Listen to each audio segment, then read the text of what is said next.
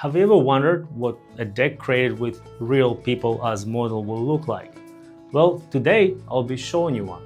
Hey, welcome back. And if you're new here, I'm Jay and this is Tarot, where I bring you weekly deck reviews to inspire readings with the help of Dr. Courtney here, who is still recovering from having too much pumpkin juice because it's a Halloween season. I don't feel so good today. The deck I'll be showing you today is the Somnia Tarot. Now, it's not a new deck. It's been created by a photographer from New York, Nicholas Bruno, in 2022. But this is a revised edition that's been released only on Kickstarter. Let's have a look at this together. So the deck came in this beautiful pouch, tied with the ribbon with the author's name on it. So I think it was a beautiful touch. And a postcard. It's a bit of a history on Nicholas' work and how this came to be. And I think this meant to be a sort of like a premium luxury version of the deck. The difference between the original one and this, that it comes with this luxurious looking box. The cards are thicker, and I think it also includes a pendulum, a divination card that I'll show you in a sec. And yes, the deck comes with a beautiful box. It's a linen finished box with gold gilding. And if you have an original version, please let me know in the comments how different this is from what you have.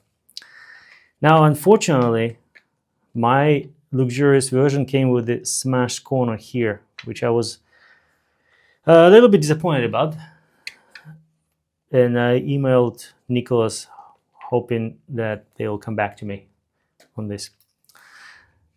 It's got a magnet clip here, and this is quite impressive. There's a gold print here, and apparently the book has also been updated.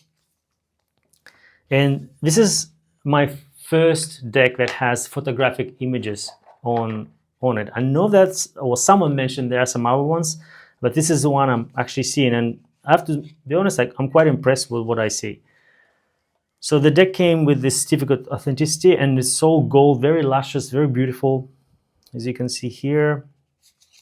The cards have golden gilding, and on the back you've got this pattern here. So my deck came with this certificate. I also got a little discount code, and it looks like it's been 100, and I'm not sure if it is, but very nice. Got this sort of very old, aged feel to it, paper. And the cards are supposed to be 400 milligrams per square meter, or grams per square meter, one of those, but they're very thick cards. And you're not going to see me riffle shuffling this deck. That's not going to happen. Just because how pretty this deck is. So cards have matte finish and feels quite heavy in your hands. I would say it's probably one of the best decks that I have seen in terms of it's been pretty luscious, and one of those decks that, yeah, it feels like a premium product in your hands, though it was reasonably priced. The artwork on this deck is dreamlike, and it was born from the dream journals, from what I understand. But it does have a bit of a, I don't want to say creepy, but there's a bit of a strange feel to it. Like you will see that people's faces are covered with hoods. So it does have this dreamlike feel to it. Let me show you some of the key cards from this deck so you get an idea of what this deck feels like. But also, if you want to see the full deck, there is a flip-through at the end of this video. So this is a full card, and when I first saw it, it kind of made me think that the rest of the deck was going to look like this, and thankfully it didn't, because this to me looks almost like it's a painting rather than a photograph. But still interesting. This fool doing similar thing, jumping off a cliff. In this case, it's a window, and it will be difficult to practically do someone jumping out. There's no dog here, unfortunately, and this kind of sets the tone for the whole deck, right? Because it gets quite dark. So this is the Lover's card. Again, not the happily embrace here. You do have a burning tree and the green tree and this ascension going up. And this is one thing I also like about this deck.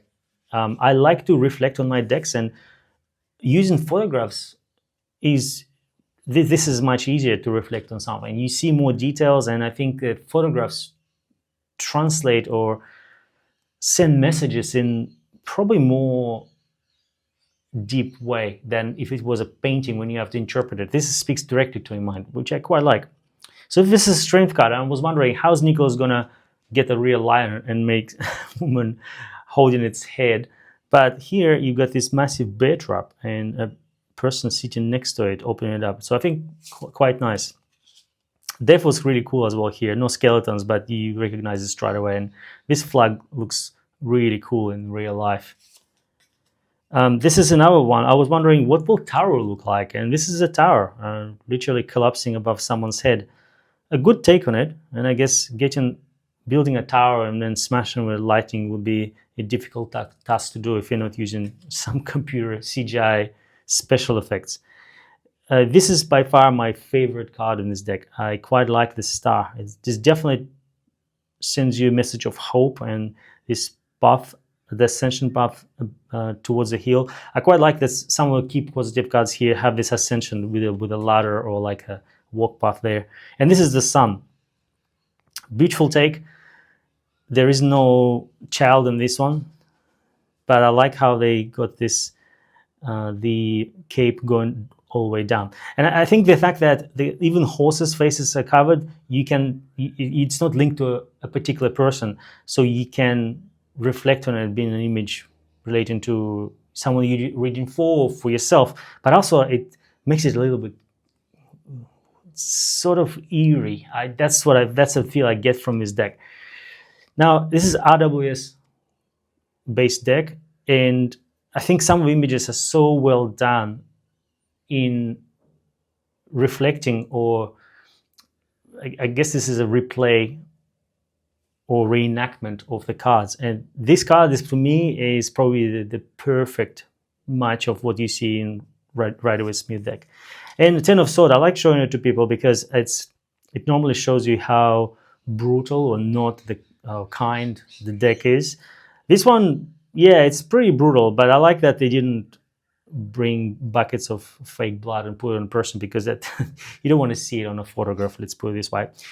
And Seven of Cups, this is probably one of those cards that normally doesn't have a lot of action. It's not the exciting card like a death or a strength, let's say. This is a long-term, working hard on your harvesting. And I also like how Nicholas uses coin images here to put them together. I think it works quite well. And also, if you notice on the back of the deck, there's a coin symbols here, so you can see it there. Let me show you the Suit of Cups cold cards, and you'll get an idea of what that looks like. It's quite interesting. I think you have to be really creative, so not to copy RWS, and also it's not practical to get a throne and dress someone, I guess, to look like a king, or get a fish in a cup. What we see in here, I think it's a really good representation of a suit. So we see here a deep diver, cool suit by the way, pouring water out, and a message in a bottle, very clever. The Knight of Cups is right in the water on a horse. I hope horses weren't freaking out. I guess they like water, do they? And he's carrying an umbrella, so he knows how to deal with emotions. He knows how to protect himself, but he also knows how to pour them out if he needs to.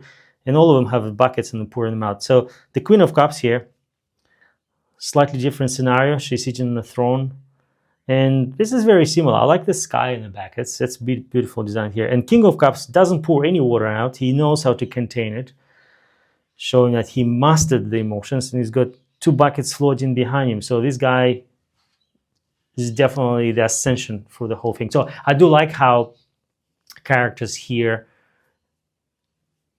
do progress. It's a full journey, I guess, replicated in this as well. Quite nice. And the final one is the divination card or pendulum board. This is where you can use pendulum to swing above the answers. I think it's a little bit tiny because it's almost like microscopic, but I do like the card and the idea of including it. Have you used anything like this? Is it useful in this size, or does it need to be a little bit bigger? What are your thoughts? Right, how does this shuffle? And I'll tell you, you're not going to see me shuffle this deck. I don't know if it's going to take a beating, and it looks too pretty to me. This is a deck I'll be keeping in my collection, and I'll pull it out and reflect on it. So with a 400 GSM, the cards are quite bendy, so you can probably riffle shuffle them, but why would you? And we're going to do a reading anyway, because I want to show you how it reads in practice. So let me just pull one card out to reflect on what's coming for me this weekend. And I've got the Four of Swords. Interesting, interesting, interesting. I did not expect to pull this card out, or didn't expect it to look this way. So someone is having quite a comfortable nap, I would say, though the surface here isn't comfortable at all. And it looks like this person really needed a nap.